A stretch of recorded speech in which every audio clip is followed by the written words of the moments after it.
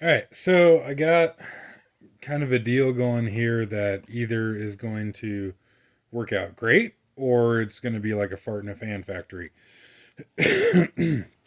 um, I just recently walked into a local hardware store, and lo and behold, they had a Stihl ripping chain sitting on the shelf, and for actually a really good price. Um, which is quite handy because I just got some big logs the other day that I want to do some subtractive manufacturing and do some milling on. And I was actually going down to the hardware store to see if they had just regular old micro chain, but for whatever reason, they had this milling chain there. And it's interesting, the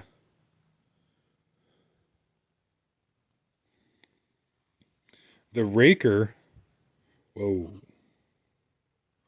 the raker on this chain is actually centered, like it's not bent over. So you can see the raker there is straight, and then it's a 10-degree grind, semi chisel. Where if you look at um, this one here, this is a full chisel steel chain. The raker is actually bent off to the side. I don't have any semi chisel handy, but the semi chisel is the same way, where the raker is bent like that. Where this here, it is dead straight. Anyways, yeah, they had this sitting on the shelf, which I was surprised and happy about. And like I said, for a good price too. The thing about this chain though is that it is a 63 gauge driver as opposed to 50 gauge. Um, at least in my area, 50 gauge is the most common. Um, I personally would rather use 63, but like I said, 50 is the most common around here. And so this is a 3/8 like full size or standard 3/8, not 3/8 low profile. And you can see this one here is 50 gauge, and you can see that the drive length, there's actually a little step down right here. Can I show this any better? Like so, where on a 63 gauge chain or 63 gauge drive link, it's just solid. And so, it's almost like 50 gauge was an afterthought, or I don't know, this is just the way Stihl does it, just to make this way all their cross ties are the same between the gauges. Um, and it's just the drive link itself that changes. But yeah, I I would personally rather run 63 gauge, but like I said, 50 is just the most common around here. The only bar that I have, that's 63 gauge is a 41-inch Cannon bar that I have set up on the mill here at the moment. Oh, I fucked up the lighting. Um, but I've got that Stihl ripping chain on here at the moment. But in the Canon bars, anyways, it seems like the majority of the super bars are 63 gauge. And so when I bought that Canon bar, I just bought it in, regular 3/8 63 gauge. And, I figured, if that one's got a different size chain, then no worries. Um, But this Stihl ripping chain only comes in 63 gauge. They do not offer this in 50 gauge drivers, which I don't know. On one hand, I guess is kind of frustrating because I've got so many 50 gauge bars. On the other hand, like I said, I'd rather use this anyways. So I was, you know, years ago, it was actually really common. Like chainsaw shops had the tooling and what have you to be able to regroove a bar. And I'll actually put in the video description a short little video about some of the tooling that some of the old time shops had. And people used to actually fix bars and keep bars. Nowadays, it seems like a lot of people, anyways, not saying everybody, it seems like a lot of people don't even change out the sprocket noses on them anymore. Just, if the bar kind of goes south, they just shit can it and get another one. Anyways, so I called around to a couple shops in the area, and nobody that I talked to on the phone quickly, anyways. It's not like I spent 4 hours calling around all day or whatever.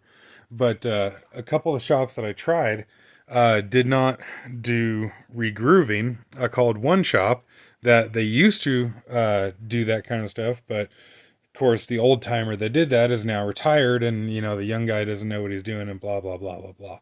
And like, I don't know.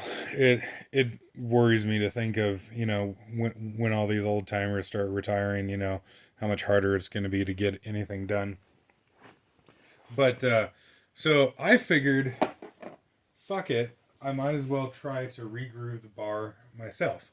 Now I don't have the proper barsmith or barshop or whatever the tool is called, but I do have a fucking cutoff wheel, and it just so happens this is actually a Harbor Freight like cutoff wheel for air die grinder, and it just so happens to be that this wheel is just about 063, and so I've got a shitty Milwaukee chainsaw bar here that I'm not going to cry if I fuck up, and I'm going to try, and this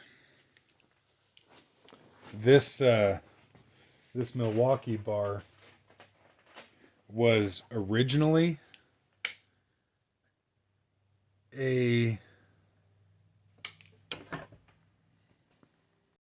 it was originally an 043, and if I'm not mistaken, and yeah, it is actually made by Oregon, but it's such a junky fucking piece of made in China crap that in a very short order it is actually worn out to 50 thousandths. And so,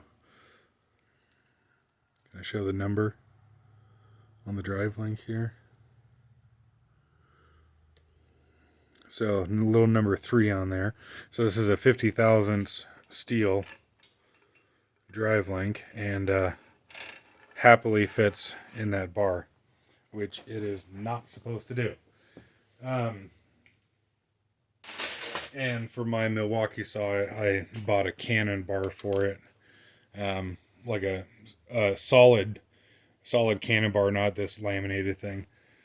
But anyways, so fuck it. I guess might as well just try it and see what happens here. To run that cutoff wheel in this bar. And if I totally fuck up and shithouse this bar, I'm not going to cry about it.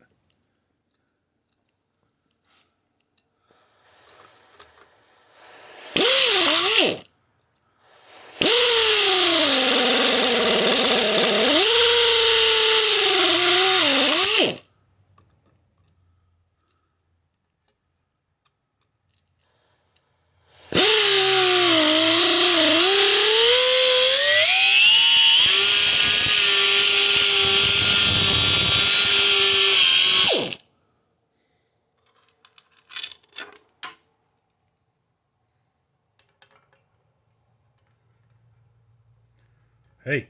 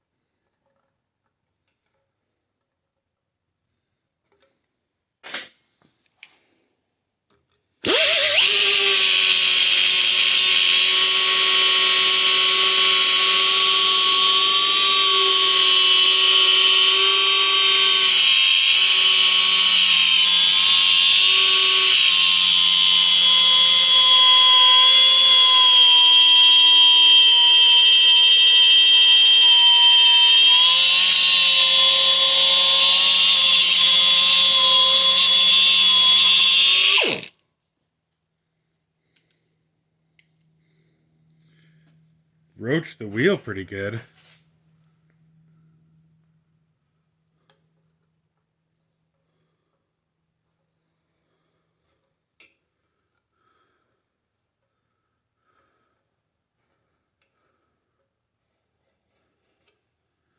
I'm going to get the camera out of my way here and try this.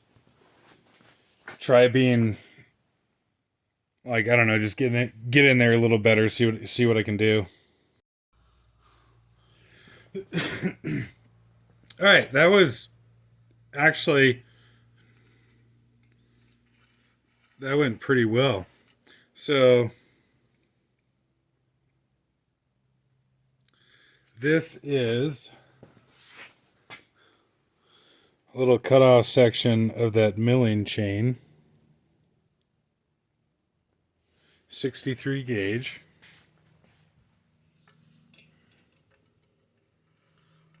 And look at that. It gets a little tight towards the bottom there.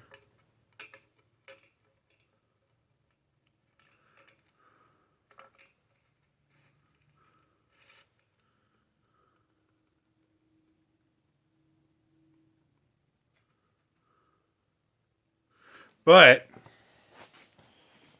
that is now re-gauged to 63. Now, for anybody who's wondering, Stihl actually uses 63 gauge tips on all their bars. So all the tips for 3/8 anyways are the same, at least on these, larger bars here. But this bar, the bar itself is 50 gauge, while the tip is 63. And this is actually a bar that I got this bar with a saw that I bought. I didn't really want the bar because it's a 16-inch solid bar, so it's like really heavy for such a short bar, and for the medium steel mount. I just don't really ever use it for like cutting, but it would actually be really nice for milling. I've got the edger attachment for the Granberg chainsaw mill, and it would actually be really nice to have a short little deal like that if you only want to mill down so far. And also, this is like the cheapest, just because it's the shortest. This is the cheapest steel bar that I have. So if I royally shithouse this one, then I'm not out much money. This Milwaukee bar made by Oregon. I don't know if it actually says Oregon on it, but it's actually identical. Well, and you can see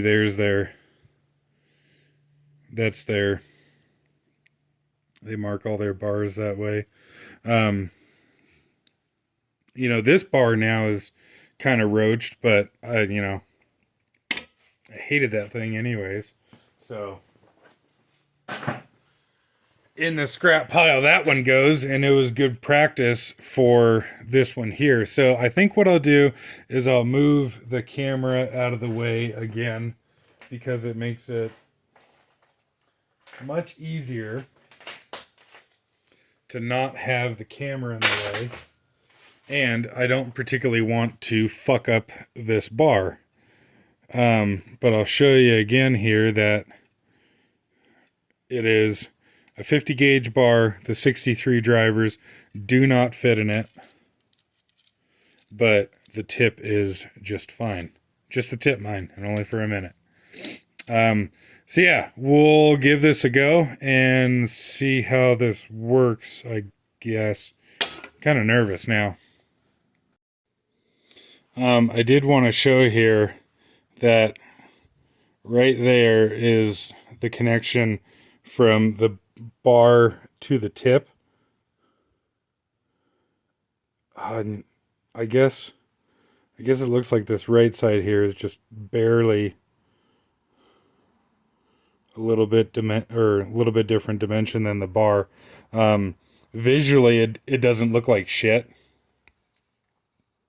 What the fuck?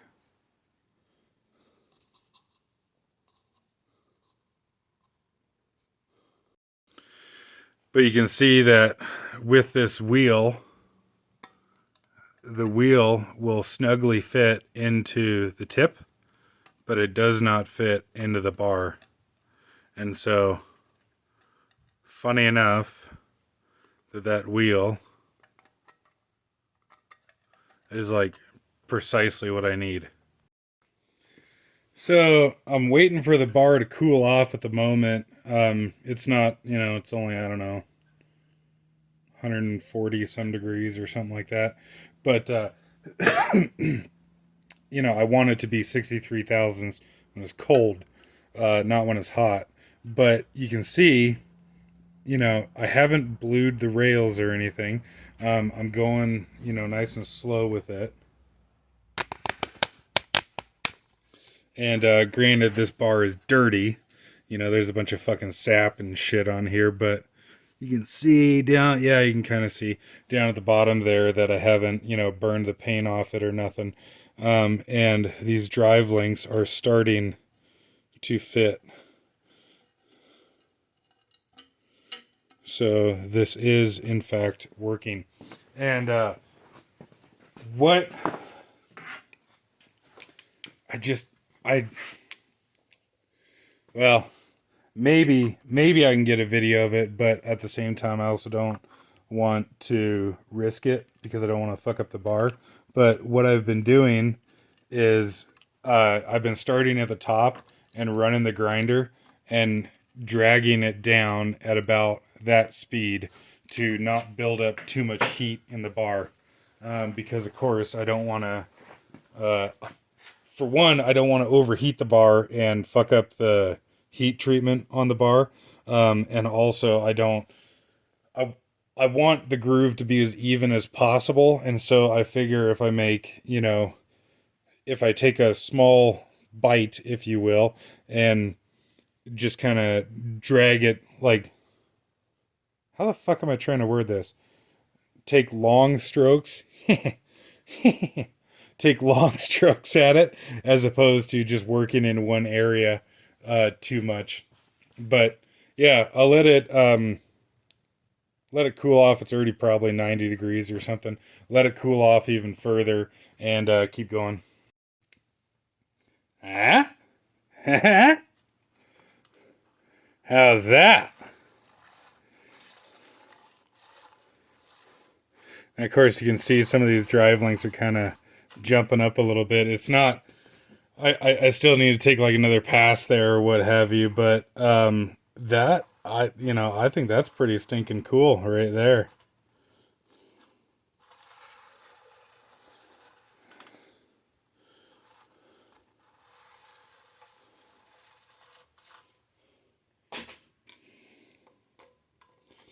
And so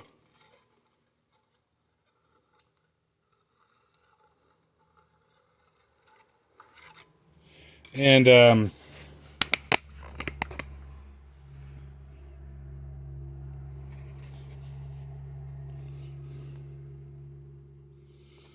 in my opinion, anyways, I would say that looks pretty darn good.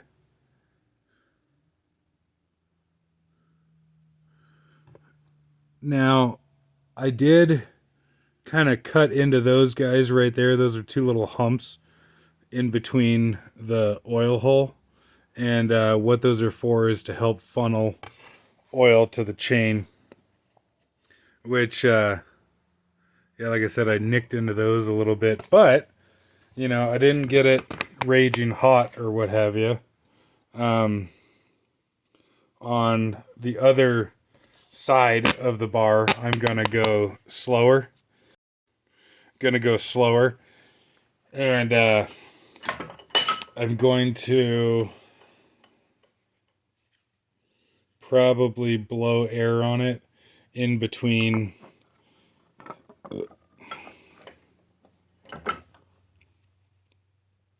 in between taking a pass at it, on a blow air on it, just to try and keep the bar as cool as possible. The problem with these things here is that, like right now, it's a relatively uniform thickness all the way through. As these start to wear, they get really thin on the edge and then wider towards the center. So it's not going to be, a very precise thing or what have you. But on the other hand, um, it's better than nothing. It didn't fit the chain before, and now it kind of does. So making progress. All right. Well, I gotta say, I am pretty stinking happy with that. Um,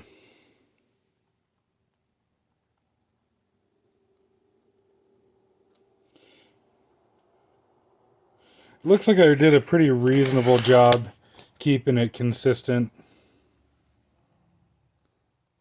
This obviously is not the right way to do it, but I actually got a tighter groove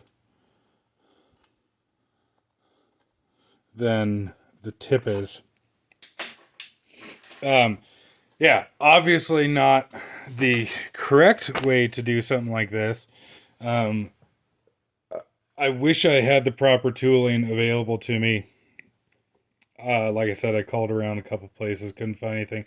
I'm sure some old timey logger dude has got, one of these machines, the barshop, in his garage, just collecting dust that he probably wants to sell. But I don't know who that guy is right now, so I can't go out and buy one.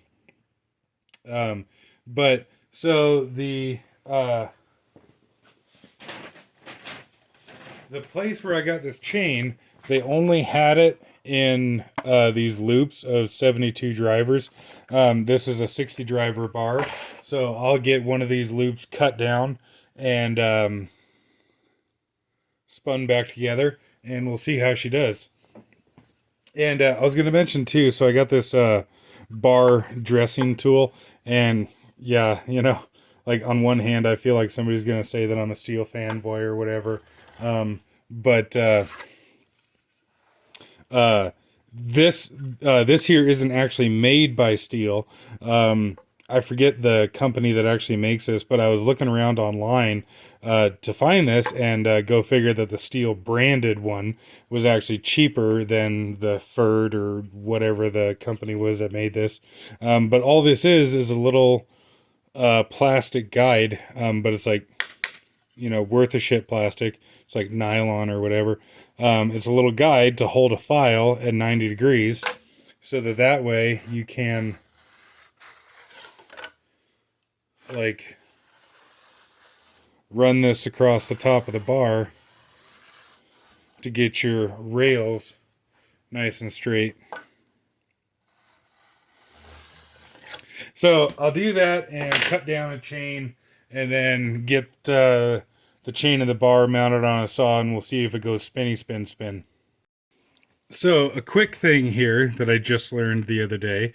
I was swapping around clutch covers on some of my saws the other day, and I noticed that the clutch cover didn't fit. Like, this clutch cover didn't fit as well on the saw that I put it on as it did the saw that I took it off of. And I noticed that it was kind of more of a pain in the ass to put the bar on this one saw here versus the other one. I was like, what the fuck is going on? Well, come to find out that there are two different bar studs for the medium saws. So this would be like 026, 440, 660, that kind of thing. And shit, I don't know. Maybe there's even a couple more different types of bar studs. I don't know. But there's at least these two. And my one of my saws has this, and it's really easy to put the bar on. It stays there by itself and blah blah blah. And then the other one that I was having not trouble putting the bar on, but it just, it was a little more finicky than the other one, it had this type of stud. Well, come to find out, there's even two different types of clutch covers. So if you look at this one here, this hole is the same diameter all the way down and is designed to take this bar stud here. And so this bar stud goes in there, and it is a very nice snug fit in there. This bar stud, this bar stud here, the threaded portion will go in, but it does not go down far enough into this clutch cover. And hopefully it's relatively easy to see. Same diameter all the way around, or all the way down, except for a little bit of chamfering on the end there. This style, well, this style clutch cover has two different diameters in here. And if we were to take this style bar stud, you can see that it does fit in there and recess in there, but it's a little bit of a loose and floppy fit. This clutch cover is intended for these bar studs. Well, it's not. And so this is a tighter fit in here versus, well, that's not really doing it justice. But so you can use this clutch cover with either of these bar studs. But this clutch cover has to have this bar stud. This one will not allow it to go down far enough to clamp onto the bar. Took me a minute to figure that one out the other day, like I said, when I was swapping covers around. And so once I figured this out, I decided to swap out, this here is my 440. I decided to swap out my saw with these larger, where the fuck that bar go? Oh, I decided to swap it out with these larger studs because not only because the cover that I'm putting on there is intended for this stud, but also you can see here that it makes it easier to put the bar on. And so like this is pushed all the way up to the saw right now, and you can see that this extends, you know, out of the bar, where this other one here is actually inside of the bar. Not that it's a make or break situation, but I found that it was very easy. And you can kind of see right here just how little movement you need for this style stud for the bar to fall off of it. So, yeah. And there she is all mounted up. Now, it's a bit stiff, but, and you can kind of hear it is dragging a little bit, but it turns, and I don't know, I'll run it on this saw. Saw's got a, you know, a big oiler on it, and we'll see how she goes. Now, if you're wondering about the sprocket, because you know you've seen the tip is 63 gauge. If you're wondering about the sprocket, well, all of Stihl, anyways, all of the Stihl 3/8 sprockets are 63 gauge to begin with. And if you're running a 50 gauge chain, then you'd actually just use the same sprocket. So like where the, you know, where all these different things come from, I don't know.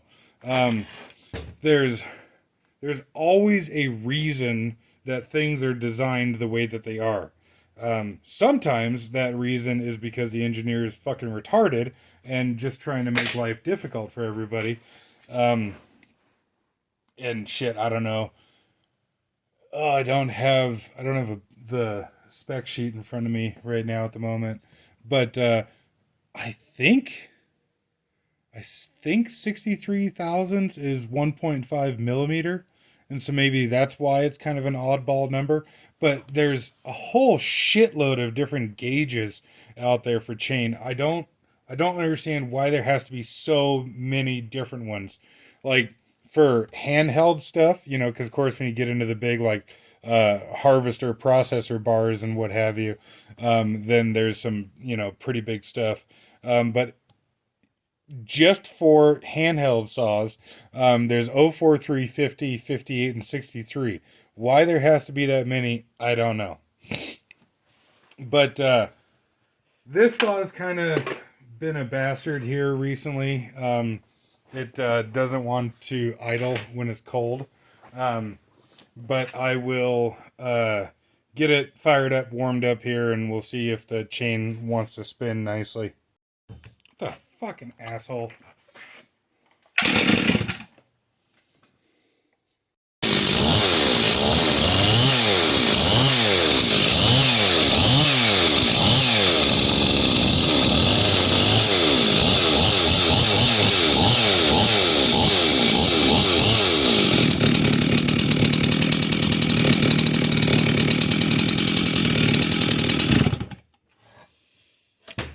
So it's getting plenty of oil on it.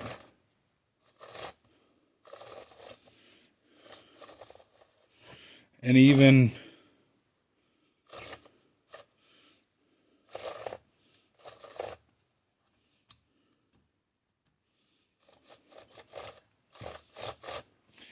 just in that short amount of running there, it actually feels a fair bit better. And obviously, yes, that's a cute little bar. But like I said, for the Granberg edger attachment, I think it'd actually be pretty handy to have a short little bar like this. And yeah, so that really actually worked out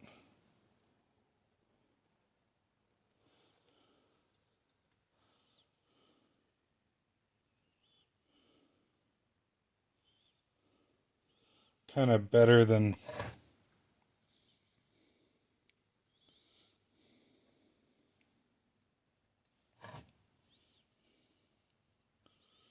I was expecting. The second rail that I did here is a nicer fit than the first one that I did, but you can see, like, I'd like it to be tighter, but that ain't bad.